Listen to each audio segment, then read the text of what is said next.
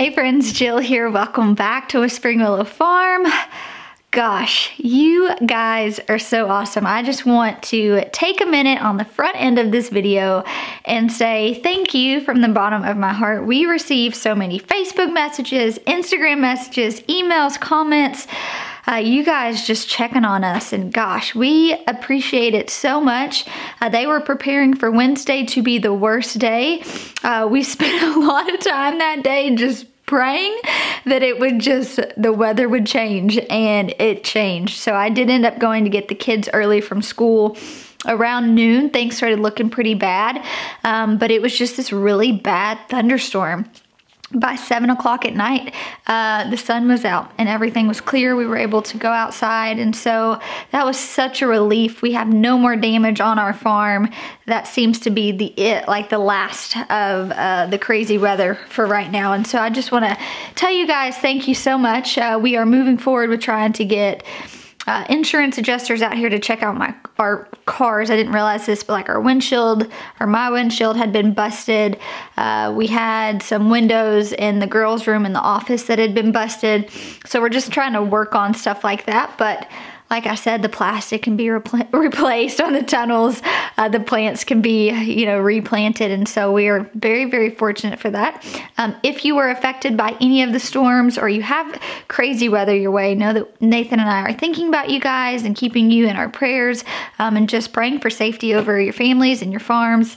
But yeah, happy to report that it's sunny and shiny outside today. So today we are actually traveling and moving all of the plants to where the plant sale will be. It'll be at the block plant, which is kind of an old abandoned building in downtown Conway. And so we're going to be moving everything today, getting ready for the plant sale on Saturday. So I wanted to kind of take you guys down into the greenhouse, show you what we're working with, what our plants look like. We are giving them a boost of fertilizer. We did that yesterday. We'll do it again today. And so I wanted to kind of show you what that looks like, talk through maybe some of these deficiencies if you're seeing them in your plants as well. But yeah, let's head out to the tunnel. So the plant sale this year seems really different compared to how we have prepared for the plant sale in years past. In years past, we have, Lord, just had like so many different plants, particularly things like tomatoes. Yeah, so in years past, we've had like so many tomatoes. We've just had so many different things. And I think honestly, like I just wasn't familiar with like taking my things and selling them, And so usually the whole week leading up to the plant sale, I would be pretty anxious. Honestly, like just what if my plants don't look good? What if people don't want to buy them? Like what if this, what if that? Now I have a much calmer approach. I'm just kind of like to stay calm and cool. I don't really worry about it that much. And I think the reason for that is just because, one, I've become more comfortable with doing events, and I've become more confident in knowing what I am doing, right? Like I know how to start seeds. I know if there's a deficiency, how I can immediately treat that. I know what the plant should look like. And in years past, I've kind of struggled with having plants that were too big and too mature, or maybe too small. I didn't start them in enough time. And so I've really kind of spent the last several years honing in how I choose to grow things for the plant sale, really what that looks like, to where now I can just kind of take a big sigh of relief and know that we're just going to have a lot of community members come out, rally behind us, and it's just going to be a great day of fellowship and community. And so I will say, if you are maybe doing a plant sale for the first time this year and you are feeling all that anxious energy, that's totally normal. That's totally normal. Now I think I just know too, we've had so many uncertainties in weather and things like that, that there's just so much stuff we can't predict that are out of our hands, that we just have to have a good attitude and do what we can do. And that's just kind of where I am with it right now. We're supposed to have some rain on Saturday, I think. And if it is raining, we're still going to move forward with the plant sale. But I'm just not going to let it get my spirits down. But you guys can see we have a whole sea of zinnias. Then it goes into basils. And then we have all of our sunflowers. And then back behind me we've got marigolds and some more basil. So before I hop into showing you guys all the fun nitty-gritty of what's going on in the greenhouse, I did want to send this little message out there. I have been getting comments on my tool belt in several videos, and so we ended up talking to the guy who made this for me, and we officially have a pre-order launch. So I'm gonna actually put some photos in here. We ended up moving forward with the floral pouch, but then we did one that just has our logo in it because Nathan really wanted one, and I thought, well, you know what? I need to like share some love with some of the guys who follow what we do if you just want to strap on a tool belt to have tools and things like that handy. So it's going to be a 2-week pre-order. As we are getting orders in, we're already funneling them, and that way by the time the pre-order closes, we should immediately be shipping out product. He is local to us. It's Northridge Designs that we are partnered with on this. We're so excited. We had such a great response on our other social platforms on YouTube. We thought, you know what? We'll partner with them. We'll help his business. We'll expand something to you guys. We just thought that'd be fun. So make sure you're checking out the link below to get yourself one of these handy dandy tool belts. All right, that was the only announcement I had today. Stay tuned, there'll be another announcement next week and probably the next week. And welcome to the rest of what it's like following Jill. Alright, so I'm going to show you guys what we got. I also want to show you guys the tomatoes. Remember we decapitated those tomatoes, and I thought my heart was going to break. I am happy to report they're doing great. So I'm going to take you guys off the tripod, show you some of that as well. Alrighty. Here we have our basils. When I was talking about deficiency, I want to kind of tell you guys what I'm talking about. If you look real close on these leaves, you can tell there's some yellowing. That's not what the basil plant is supposed to look like. Here's maybe even a better example over here. Kind of yellow. That's a deficiency. On the tomatoes, usually it looks like purple. And so what we've done is we've hit them with some fish emulsion. And really it should only, in theory, take a couple times watering that in for it to start taking effect. For me, the fish emulsion works on my tomatoes in about 24 hours. So I think that we'll see good results. Here are marigolds. These are the giant oranges, and they are getting really big. We had no deficiencies in our zinnias, which was really nice. You guys can see they're looking nice and strong.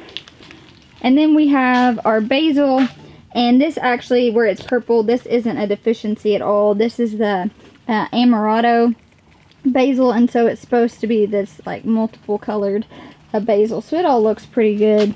So this half over here is what we're taking to the plant cell, and then this stuff in the middle is what is ours. So these are the sunnies that'll be on our farm, or these are the zinnias that'll be on our farm.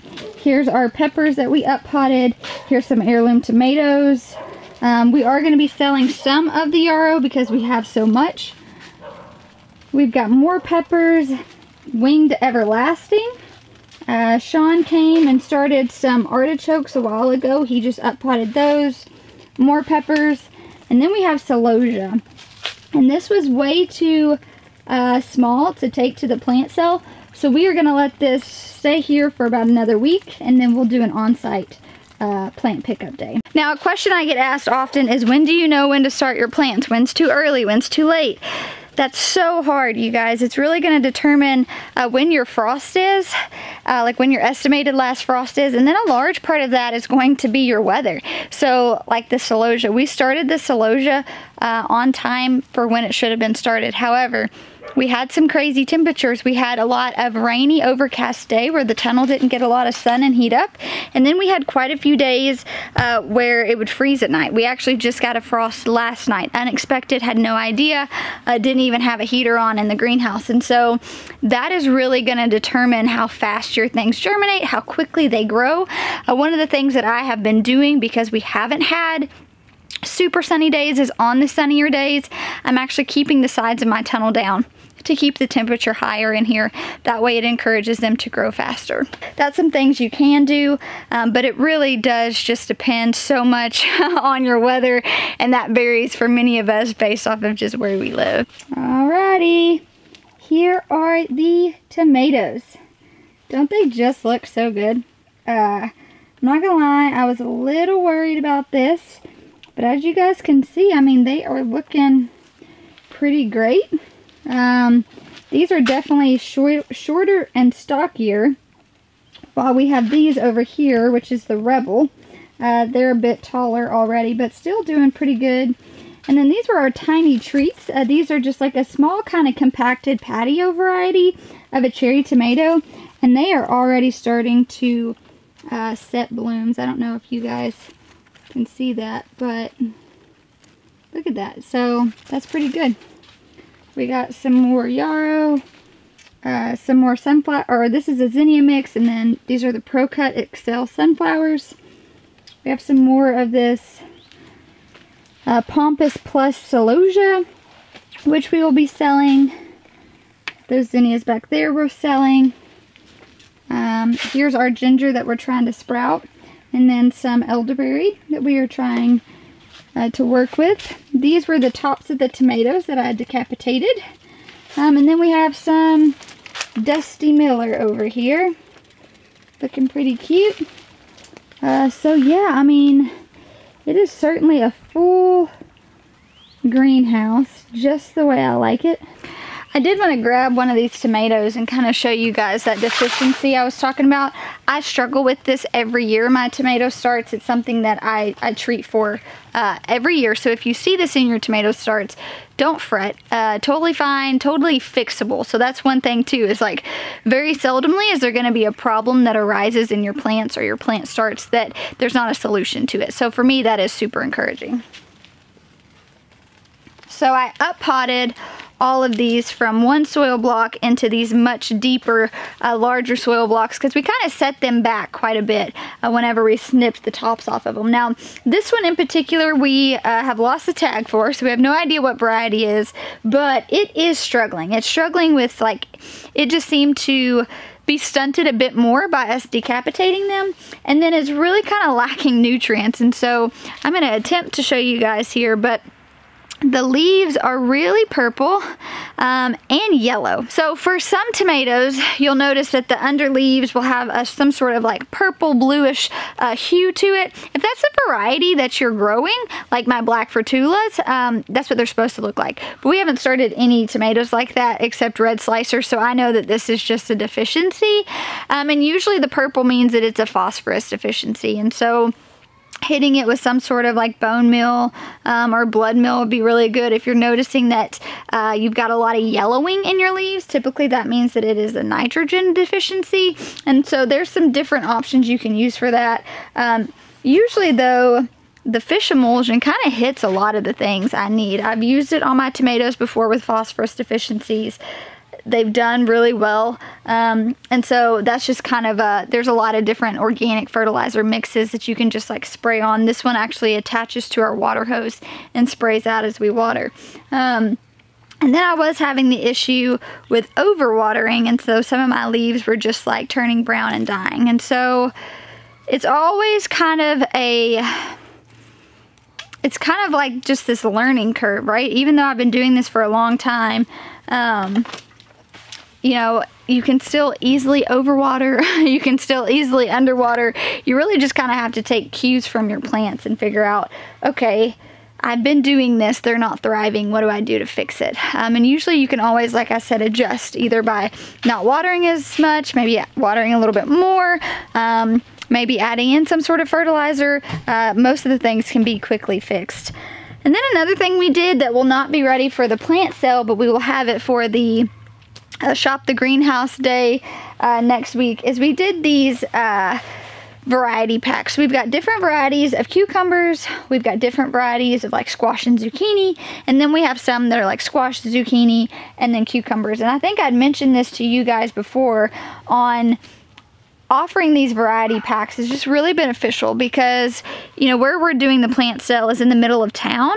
And more than likely, the people that we are catering to or selling to are going to be these small backyard growers. And so maybe they don't have a lot of space and they're just wanting a couple of each plant, having 2 squash, 2 zucchini, 2 cucumber. Just that seems to be kind of what people are wanting and asking for quite a bit. And so these are the muncher cucumbers. We have the Armenian striped cucumbers from Haas Tools. I grew the center cut squash from me, which is a cross between a zucchini and a tromboncino. And then I have some tromboncino started because of course I couldn't imagine not having that in my garden. So that stuff hasn't come up yet. These have come up, they're just not quite where I would like them to be. I've also been getting asked questions about the peat pots. Or the pulp pots are what they are. And I will tell you, these have hung on and did way better than I think even I was anticipating that they would. My fear is that they would dry out quickly. And I'm watering about twice a day, the days that it's getting 80 degrees, maybe 3 times a day, which is no more than what I would be doing if I was growing these all in plastic containers. Planted out my first round of flowers, and we had started them in these pulp pots, and so it was really nice just to be able to open up the bottom and put the whole thing in there, and I'm not having to deal with excess plastic later. So for me, it cost us more to do this. Our investment was more, but I think that I would say I would continue to do it because it has been so far a pretty good experience.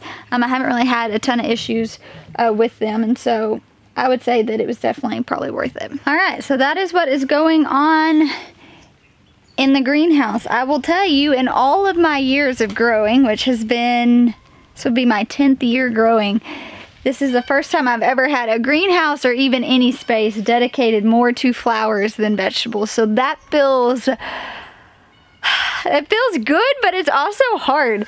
What we are growing vegetable-wise are hybrid, high production crops, and so I know that we'll get a lot out of them. I did do my whole section of heirloom peppers and tomatoes, and if I'm being completely honest, I'm totally going to shop other vendors at the plant sale and just try to sneak some in. And so it feels different, like coming in here not seeing a sea of tomatoes, seeing a sea of sunflowers and zinnias. It is a bit just different than what I'm accustomed to, but it feels really good knowing that this is the season that we're transitioning into. We're learning new things, we're trying new things, we're growing our business in a new way, and so that feels really good. This is a way that we can connect to our local community, that we can offer our local community organically grown flowers. Like that feels really good. And so it's just like this new exciting feeling of like, oh man, I've never really done this before on this scale. I'm able to do this, and it just feels really good. And so with that, everything in the tunnel is rocking and rolling. So let's head into the high tunnel, see what's going on. I guess we should just say that this is going to be a greenhouse high tunnel tour. I cannot wait for garden tours. I don't know about you guys, but that was one day of the week that I certainly looked forward to, was just showing you guys everything that was going on. So I'm going to take you guys off the tripod again. We're going to do a sweep. I'm going to show you guys what it looks like. I think I showed you guys this the other day, but this is the eucalyptus. It is looking so good. I mean, it fared so well in the high tunnel over winter. All of my kale has gone to seed.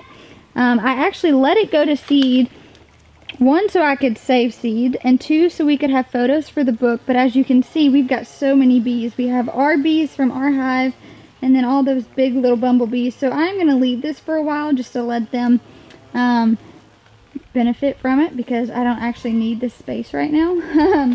So this has just been the designated bee space. So all of our carnations look so well. I actually saw one that had started to bloom. So that'll be super, super pretty. These will be blooming before we know it. These won't actually be like super, super tall cut flowers, and they kind of spread. They're called spreader flowers. So you guys can see here, this one's about to bloom, and there's like a few of them on here. So I think that it'll be really nice to kind of have these to add to arrangement.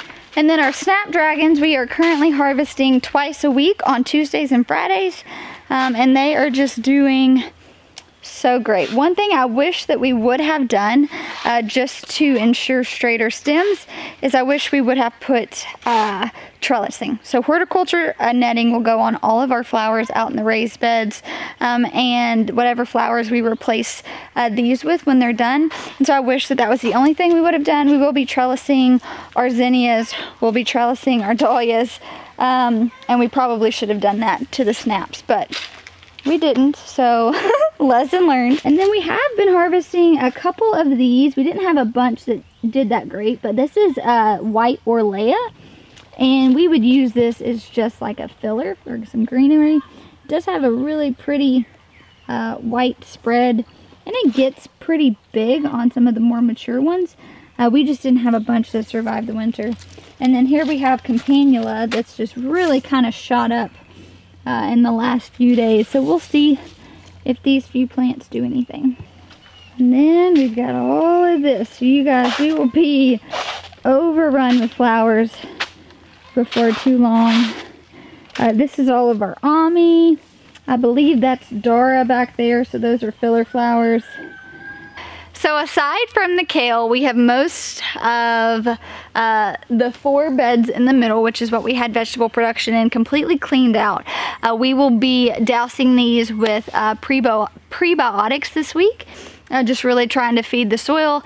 And then probably next week we'll start working on all of our trellising, how we plan on trellising tomatoes, cucumbers, things like that. So even though we kind of have the tunnel split up in flower and food production, we should be able to get a really decent yield out of all of the things that we're growing in here food-wise. And so I am ready to start seeing that food rolling back in. I love growing the flowers. It is something that we do as a business for our local community, so I always see that being a large part of our farm. But I got into farming and gardening because I have a love for growing food and vegetables, and that does not go away just because I bring in other loves. And Nathan obviously loves me growing food. He supports me in the flower thing, but he always jokes around, I can't eat flowers, Jill. And he's totally right. And so I'm excited to get food planted back on the farm. We're going to be planting a lot of food out in the raised beds. We've already got the carrots and the beets, fingers crossed. The hail didn't do too much damage on those. I'm hoping I can replant some spinach and some lettuce and keep that a weekly rotation going for the rest of the year, honestly. And so I think once he starts seeing some of the food production taking a higher priority, he's going to start feeling really well. And so that's something, once we get all these flowers out of the greenhouse, off into the community for the plant sale, we'll be able to really start honing in and figuring out what we're going to do moving forward with produce on the farm. And so that's kind of a tour of what's going on in the greenhouse, in the high tunnel right now. I mean, it looks kind of bare. This is kind of like the calm before the storm, right? It's like everything's calm. It even kind of looks dead in some places of the farm. You're like, what is going on? I want my lush green farm back. And I know that it's not gonna be but probably just a few more weeks and I'm gonna be rolling in produce. I'm still preserving produce. I'm still putting up and making sauerkraut out of cabbage. I've still got Brussels sprouts in the fridge that every single day I've been slowly like preserving a few more and a few more. So we're still very much so in the preserving of the winter stages, and I think it'll be good to kind of have all that finished and completed before we move into the hustle and bustle of spring and summer. All right, guys, well, I have a few more things to do, and then we're gonna get busy just shuttling plants to Conway for the plant sale tomorrow. But thank you guys so much for hanging out with me today, seeing what's going on, seeing kind of what our plans are, how I handle the day before the plant sale. I'm feeling pretty calm, I'm feeling pretty good. I'm just excited to really get to see the community come out. I think anytime there's a event around, you know, people buying plants or maybe homesteading or gardening events, it gets me real excited because I remember not that long ago, gardening and homesteading wasn't something that excited people. It wasn't something that people were eager to do or jump on board with. And seeing these events get bigger and bigger and larger, you realize how many people are really just kind of taking hold of this lifestyle and realizing that this is a purposeful life. This is meaningful. This is something we should be putting more emphasis on. Growing our own food, teaching our children how to grow food, teaching our children how to preserve the food. And so anytime we do events like this, my heart just kind of swells up with like joy and excitement, and realizing that like I am part of the generation who kind of like said, hey, we're gonna bring this back to how it used to be. And that feels really, really good. So I hope to see so many of you guys tomorrow. If not, we'd love for you just to kind of send your love and support from afar. Thanks for seeing what was going on in the greenhouse and the tunnel. It won't be very long, and we'll be having stuff just rocking and rolling like crazy. We'll come in here and it'll probably be like a jungle again. I can't wait. Don't forget, we've got the tool belts on pre-order for 2 more weeks. The link for that will be down in the description. But thanks so much for hanging out with us today. I'll talk to you soon.